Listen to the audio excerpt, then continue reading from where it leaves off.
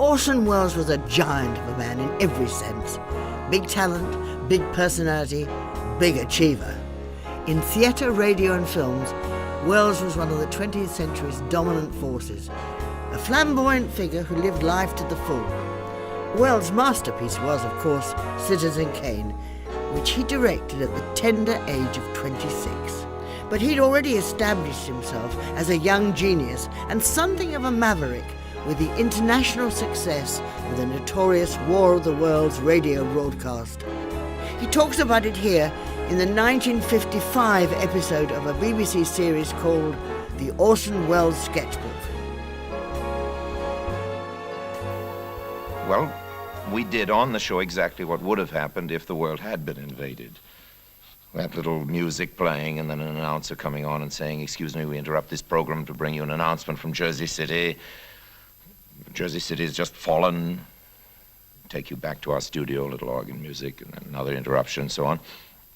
And we did all of that very carefully and exactly reproduced, as I say, what would have happened, thinking to make the whole thing more effective. But we had no idea how effective it would be, because about halfway through the show, as we were continuing with the script in front of us, we saw that in the control room there were a great many policemen, and every moment more. I had no idea that I'd suddenly become a sort of national event. And it was immediately after our show went off the air that Walter Winchell, who was on a rival network and had heard about how all the telephone lines had been jammed and all the excitement was going on, went on the air on his network, on his program of news commentary, and said, "Mr. and Mrs. America, there is no cause for alarm. America has not fallen. I repeat, America has not fallen." It's only a little while ago that I again ran into some workers, some welfare workers, Quakers and Red Cross people who had been up in the Black Hills of Dakota some 5 or 6 weeks after this broadcast, persuading the people to leave the mountains and go back home because the Martians really hadn't come.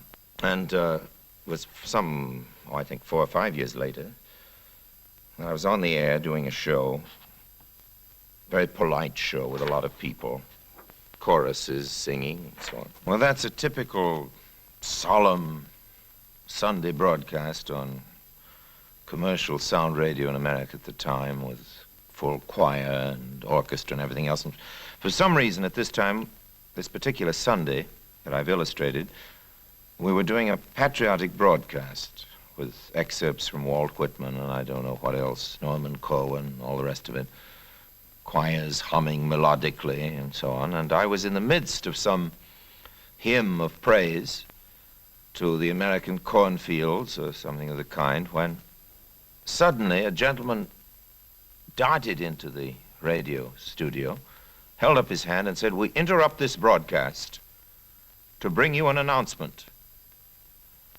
Pearl Harbor has just been attacked." Of course, this very serious and terrible news was never believed, not for hours, by anybody in America, because they all said, "Well, there he goes again," really. Rather bad taste. Was funny once, but not a second time. I suppose we had it coming to us because, in fact, we weren't as innocent as we meant to be when we did the Martian broadcast. We were fed up with the way in which everything that came over this new magic box, the radio, was being swallowed. People, you know, do suspect what they read in the newspapers and what people tell them, but when the radio came, and I suppose now television, anything that came through that new machine was believed. So in a way, our broadcast was an assault on the credibility of that machine. We wanted people to understand that they shouldn't take any opinion predigested, and they shouldn't swallow everything that came through the tap, whether it was radio or not. But as I say, it was only a partial experiment. We had no idea the extent of the thing, and I certainly personally had no idea what it would mean to me. As in fact, my life, I'm now going back to the time of the actual broadcast, my life was threatened.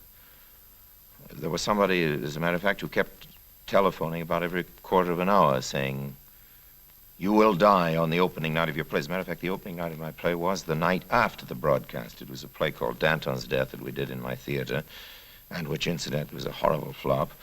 And at the end of the play, I had to stand in front of the curtain and deliver a speech in the character of Saint-Just on the subject of something, I think it was the French Revolution.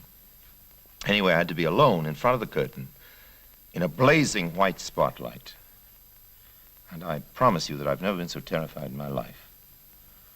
I had to come out in front of this audience waiting for the sound of a pistol being cocked, some angry victim of our broadcast shooting at me, deliver this speech. But what actually happened was that as I stood in front of the curtain, there was a little spill from the spotlight. I could see the front row in the audience. There was a man sitting in the front row who looked up at me. As I say, the play was a flop. People didn't like it, and they're probably right.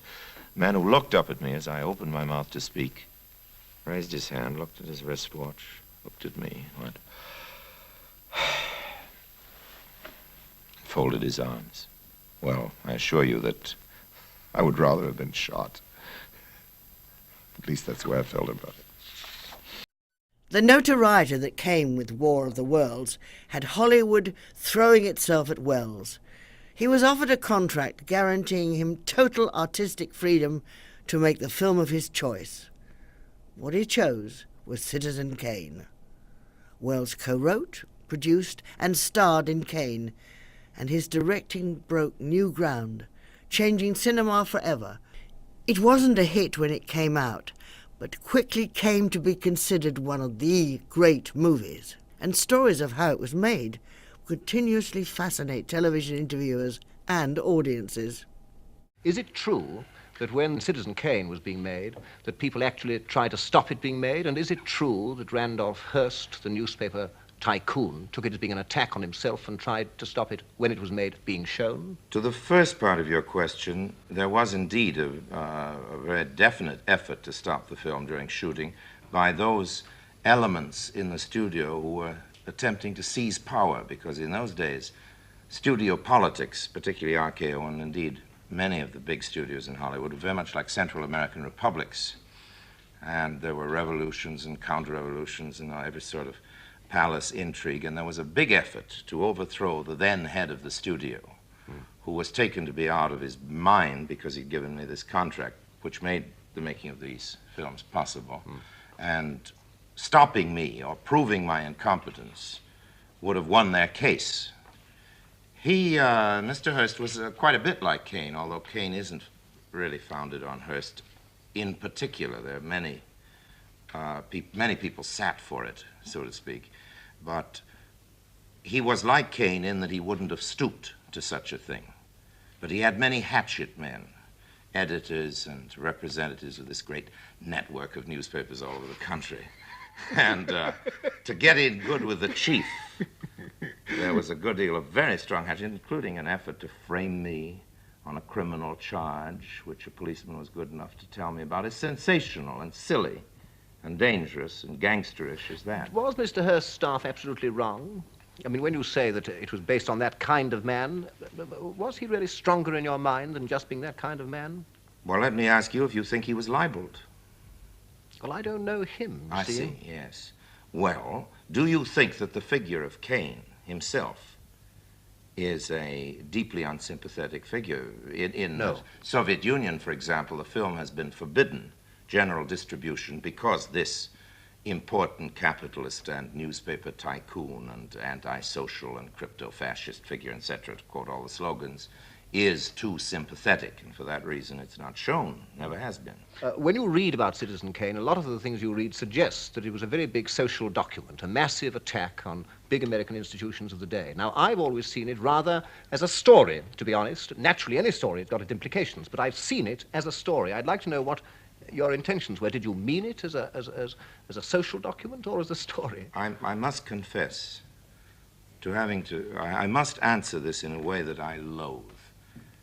I must admit that it was intended consciously as a sort of social document, as an attack on the acquisitive society, and indeed on acquisition in general. But I didn't think that up and then try to find a story to match the idea. Of course, I think the storyteller's first duty is always to the story. It makes it all the more ironic, doesn't it, that it should have been stopped in the Soviet Union? Yes, but of course it wasn't at all a communist picture or a Marxist picture. It was an attack on property and acquisition of property And the corruption. yes, and of the acquisitive society of a man who, of real gifts and real charm and real humanity, who destroys himself and everything near him because, tired old words, mammon and all that really was, Now, when you made this film, you were only 25, weren't you? I mean, everybody knows that you had the most astonishing contract that Hollywood has ever provided. Yes. Ever. Not financially speaking, in terms of authority and Yes. rights. Financially, it wasn't extraordinary in any way at all. It was extraordinary in the control it gave me over my own material. You had total control. Total control, so much so that the rushes, which I perhaps should explain that are the pieces of film that are shown at the end of the day's work, as I'm sure you understand, and are always checked by everybody in the studio, department heads and the bankers and distributors and everything, long before there's a rough cut. But according to the terms of my contract, the rushes couldn't be seen by anyone. And indeed, the film couldn't be seen until it was ready for release. I got that good a contract because I didn't really want to make a film. Well, you better develop that. And when you don't really want to go out to Hollywood, or at least this was true in the old days, or the golden days of Hollywood, when you honestly didn't want to go, yes. then the deals got better and better. In my case, I didn't want money. I wanted authority. So I asked the impossible, hoping to be left alone. And at the end of a year's negotiations, I got it. Yes. Simply because there was no real vocation there. My love for films began only when we started work. What I'd like to know is, where did you get the confidence from to make a film with such... Ignorance, sheer ignorance. There's no confidence to equal it. It's only when you know something about a profession, I think, that you're timid or careful. How does this ignorance show itself? I thought you could do anything with a camera that the eye could do or the imagination could do. And if you come up from the bottom in the film business, you're taught all the things that the cameraman doesn't want to attempt for fear he will be criticized for having failed. Yes. And in this case, I had a cameraman who didn't care if he was criticized if he failed, and I didn't know that there were things you couldn't do. So anything I could think up in my dreams, I attempted to photograph. You got away with enormous technical advances, didn't you? Simply by not knowing that they were impossible, or theoretically impossible. Yeah. And of course, again, I had a great advantage not only in the real genius of my cameraman, but in the fact that he, like all great men, I think, who are masters of a craft, told me right at the outset that there was nothing about camera work that I couldn't learn in half a day, that any intelligent person couldn't learn in half a day. And he was right. It's true of an awful lot of things. Of all, of every, the great mystery that requires 20 years doesn't exist in any field. When you were making that sort of scene and making that sort of shot, did you ever feel nervous that maybe you'd gone too far? I put myself in your shoes. You see, if I'd made that, I'd be terrified that I was just on the point of toppling over into farce, that I'd made the room too large. Did you have this sort of anxiety? No, because the room is that big. What room is that big? Awfully pompous answer, his room. Yes, pompous question, perhaps. No, not at all. You're quite right, and I should have had that fear. But I do feel that a man like Caine is very close to farce and very close to parody, very close to burlesque. And that's why I tried every sort of thing, from sentimental tricks to an attempt at genuine humanity, to keep him always counterbalanced. But of course, anybody who could build a place of that kind, yes, is very close to Of low course comedy. Of course he is. When eventually Caine was made, it was an enormous success, as all the world knows, and it's gone on being a success, and it's a long time ago now. Have you ever regretted that so great a success came so early? Well, I've regretted early successes in many fields, but I don't regret that in Caine because it was the only chance I ever had of that kind. I'm glad I had it at any time in my life. I wish I had it more often. I wish I had, a chance like that every year. There'd be 18 pictures. Yes, not just one. Yes. Two, Amberson. Two, except Amberson's. The end of it, there's a very serious piece of surgery involved there, change. Which wasn't done by you. No. There are two short scenes in it I didn't write or direct, and over 3 reels were taken out in their entirety, and they were, in my view, the reason for making the film. Not simply good reels, but the whole film was a preparation for those reels, which were too tough and too, in those days, too hard-boiled for the exhibitor's taste. And by the time I returned from South America, that's a long story I won't go into, to supervise the release of Amberson's, RKO had fallen into the hands of the counter-revolutionary forces. And I no longer was invited into the cutting room.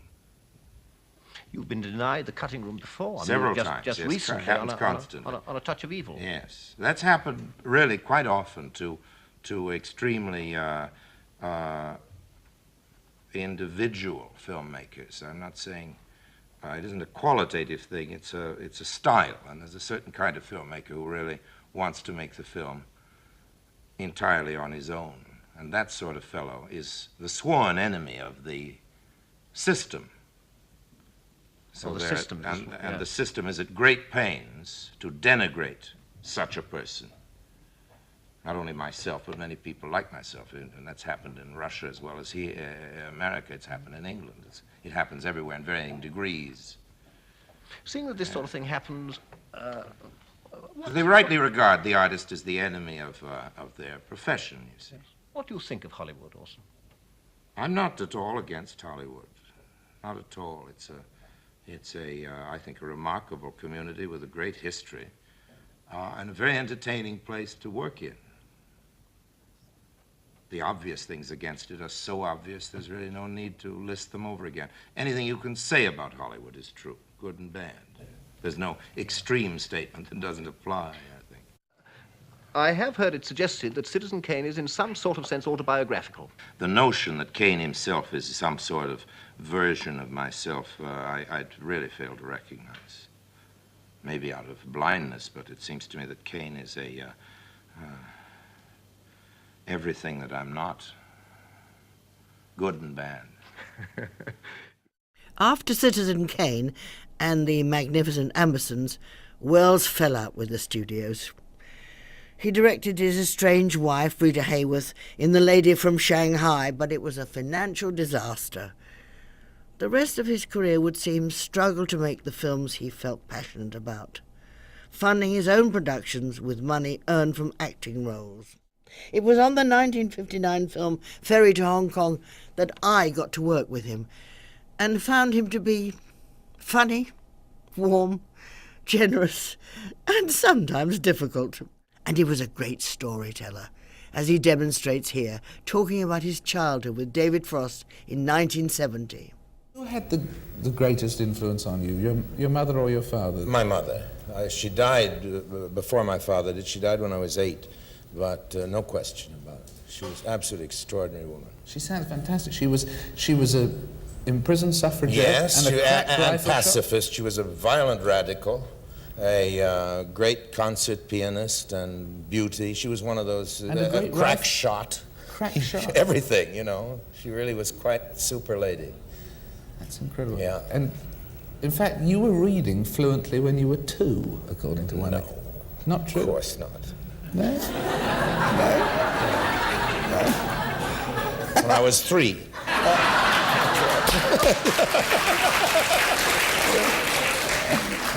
Were you? They also say you'd memorize speeches from King Lear by the time you were 7. Is that true? I don't know, maybe I had. It doesn't seem the right part at that age. But of course I began my career pretending to be older than I was, because I was just 16, and I pretended to be 25. And I played 60-year-old men. That was in Ireland. So I suppose I was getting in practice when I was doing Lear at 7, if it's true. You also threatened, is this true that you once threatened because of music lessons to throw yourself out of a hotel window? Yes, that was, again, that was my mother. Show you the kind of strength of character she had, because we were in the Ritz Hotel, and she didn't give me the piano lessons because of the exercises and all that. She's got a lady in this case it was a poor unfortunate spinster, and I saw I could bully her, you know. So I said, I don't want to do any more scales, and if you make me do another scale, I'm going to kill myself. And the spinster, you know, really fed me so well on that that when another scale was asked for, I went out and there's a balcony. And I climbed over the balcony and stood like this, holding, you see, over the thing. And when you're very young, you don't believe in death. All you see is the people standing around and saying, now we're sorry. You know? Yeah. You know? Oh, we shouldn't have done that to him. You don't think you're going to suffer, they're going to suffer. So I was ready to go, you know. And this poor music teacher ran into my mother, who was in another room, and said, he's out there, he's going to jump, he's going to kill himself. And my mother thought to herself, if I come in and run at him, he might be idiotic enough to jump. So I just heard this voice from the other room which said, well, if he's going to jump, let him jump. And my mother had the strength of character enough to say that. And she told me the story later, and she waited. It was a long pause, and then she heard da da dee dee dee dee dee dee dee dee.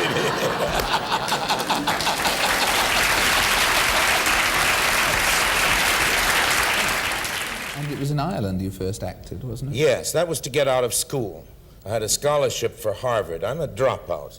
And the only way, I'd been painting in Ireland, and it got to be winter, and the days were getting short, and so was my money.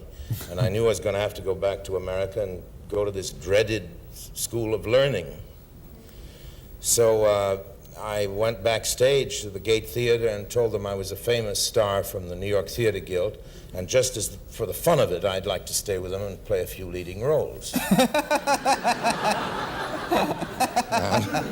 Now, you can only do that if you don't believe that it matters, if you don't care. I had no desire to be an actor. If I had, I would have said, could I have a spear to hold? You know. But because I didn't think it was ridiculous that I would be an actor in my life, so I just said, I am a leading actor. Why not? And I began as a leading actor. I played a star part the first time I ever walked on the stage. And I have been working my way down ever since. He was joking there, but Wells did have his downs, with films that flopped and a long list of projects that never got off the ground. But he always bounced back. And as new generations of film fans came to his early works for the first time, his reputation grew, a fact he discussed in an interview with Michael Parkinson in 1973. I asked you that question about heroes, actually, because I know to a lot of people that you know, if I asked them that question, they would say that you were their hero. I can't imagine why, but I love hearing it. You love hearing that, I do you? sincerely don't know why. I sincerely can't see how anybody could make a hero of me. But as I've never yet been called it, I must ask you this, and you've been called it many times. You've been called a genius many times. yes, it's just one of those words, you know. It's one of those words. I suppose there have only been 2 or 3 geniuses in this century. We all know who they are, you know. Really? I suppose, yes. What, Einstein and Picasso and somebody in China we haven't heard about, you know. So you don't accept the... Oh, I accept anything I get. But between friends, you know, there aren't many of them. No. And I really wouldn't want to try to edge my way into an elevator that for geniuses only, going up, you know. Well, let's go back. You were talking earlier about experts and their idea. I suppose you take your experts, that would be film critics would call themselves experts, one imagine. Now, they've judged a film of yours twice running the best film ever made. Now, how do you... That shows you how crazy experts are. No, I think it shows you how fundamentally sound film criticism is in this day and age. No, I don't. I never talk about critics because there isn't anything to be said about them.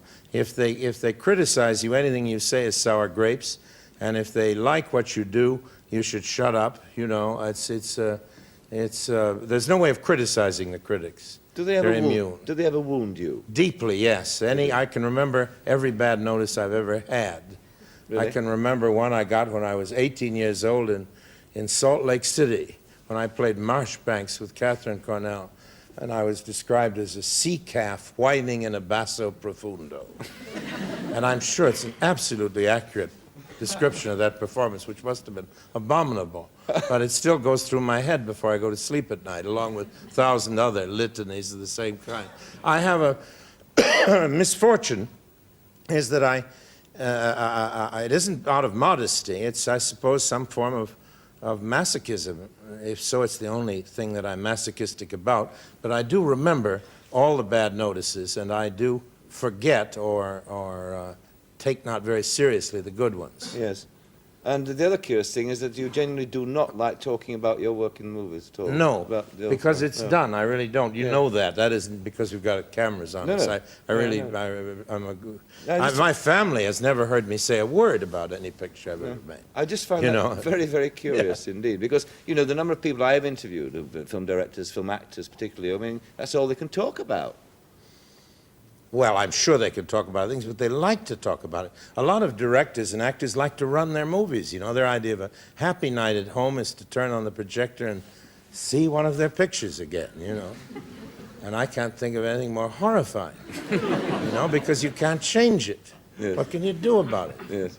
There it is, Yeah. forever. And if you're, you know, if you're a writer and you've written a bad chapter, and they're going to bring out another edition, if you're lucky enough of your works, you get to fix up that chapter. Nothing you can do about a movie. There it is, locked in forever. Yes. You know? Yes. But of course, you will talk generally about movies, not your own about the industry. Yes, I'm not as interesting about it as I'd like to be, though, because I don't see enough movies. No. But I was just wondering about the changes that you've seen in the industry since you first started making movies in Hollywood. Have been this most radical. Do you think it's still an industry, Michael? Really an industry?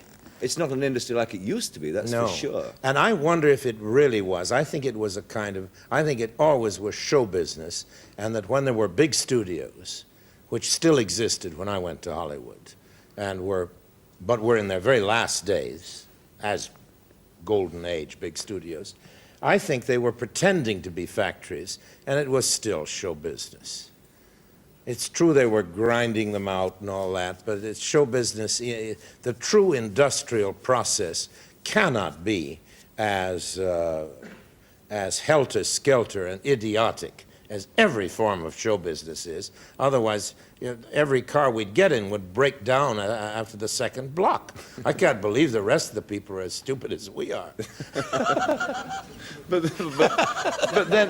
how do you get the product then if it's all as mad as that? I mean, in those days, it sort of happens, you know. Movies are terribly easy to make. It's much harder to put on a play than a movie. Oh, yes.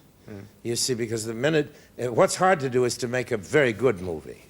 Yes. A good movie is even easy to make, because if you have a good cameraman, if you have the cast that happens to be right, if you have a story that happens to be vaguely interesting, that is the art form that works in our day and age.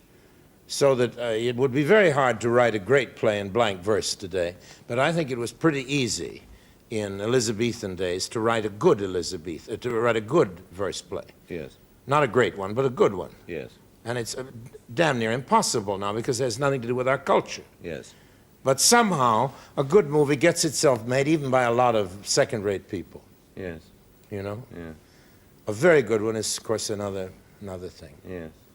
What about, though, the thing that has changed, of course? I'm sorry, I didn't really answer your question. You're talking about changes. About changes. I went wandering off. All I really wondered about was that if you look back at those days in Hollywood when you were first operating over there, and it really was the dream factory, wasn't it? And this sort of thing. When you look back, I mean, are you nostalgic about those days, or were they just comic relief? I loved them. Did you? You know, I thought it was great. You Really? know? So I never belonged to it. You see, when I came, I was this terrible maverick that they all, you know, I was sort of the, you know, 30 years ahead of my time, whatever it is. There was a sort of ghost of a Christmas future. There was the one beatnik, you know, there was this guy with a beard who was going to do it all by himself. You know, I represented the terrible future of what was going to happen to that town. So I was hated and despised theoretically, but I had all kinds of friends among the real dinosaurs who were awfully nice to me. Really? Yes, and I had a very good time. But I believe that I have looked back too optimistically on Hollywood, because my daughter has a group of books about Hollywood that she bought. I don't know why, probably vainly looking for references of her father in them. And I took to reading them lately, and I realized how many great people that town has destroyed since its earliest beginnings.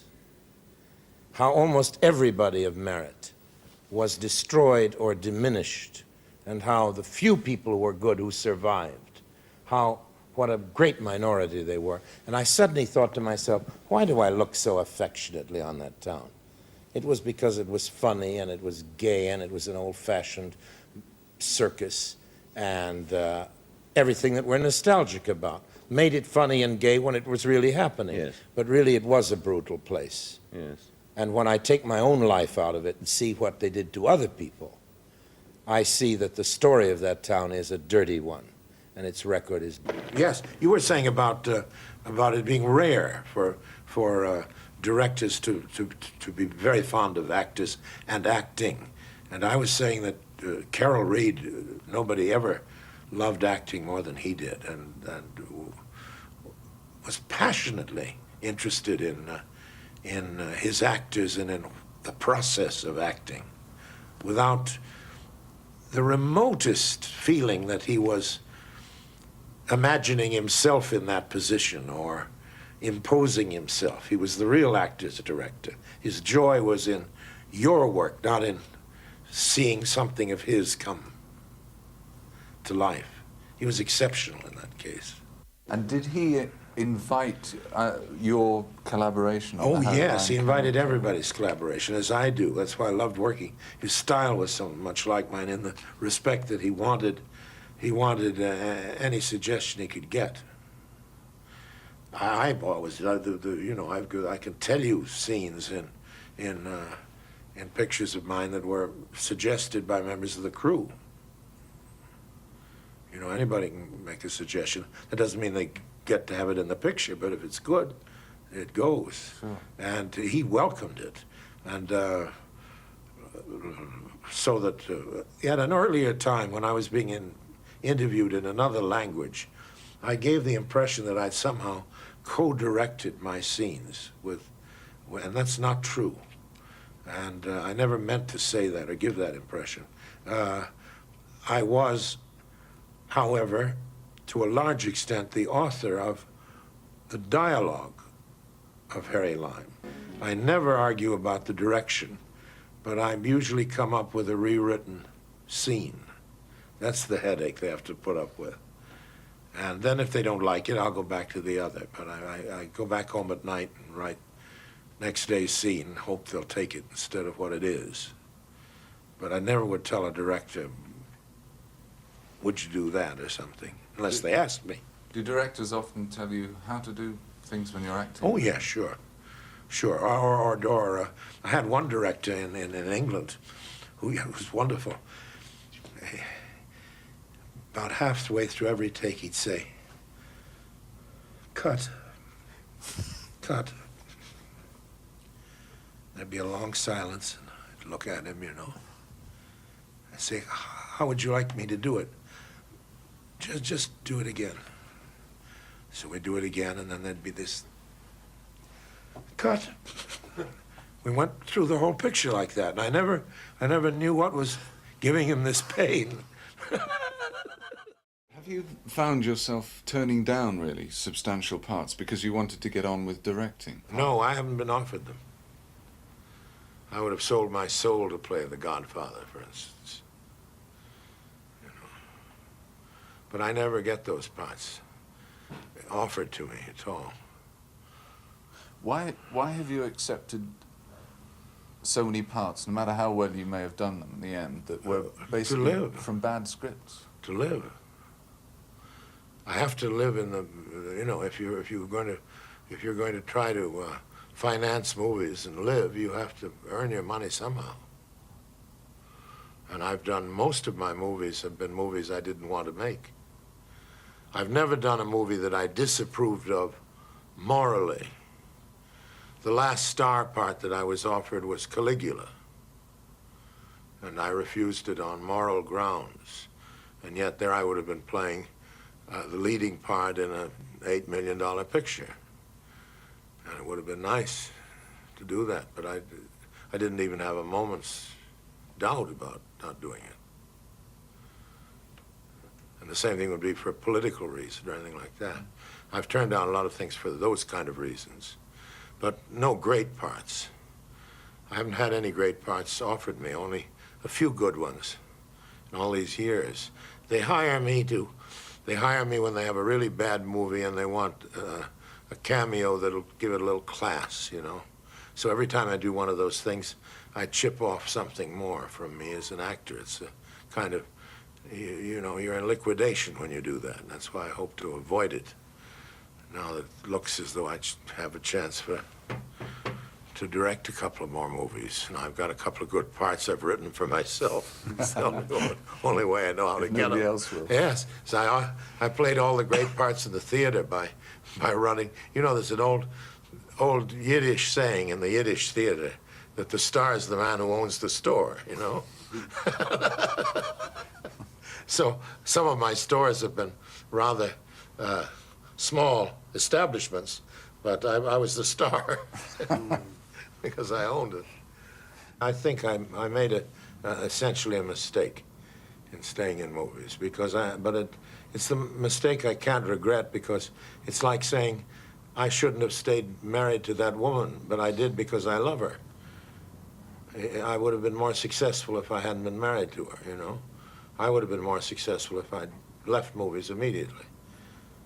Stayed in the theater, gone into politics, written anything. I've wasted the greater part of my life looking for money and trying to get along, trying to make my work from this terribly expensive paint box, which is a movie. And I've spent too much energy on things that have nothing to do with making a movie.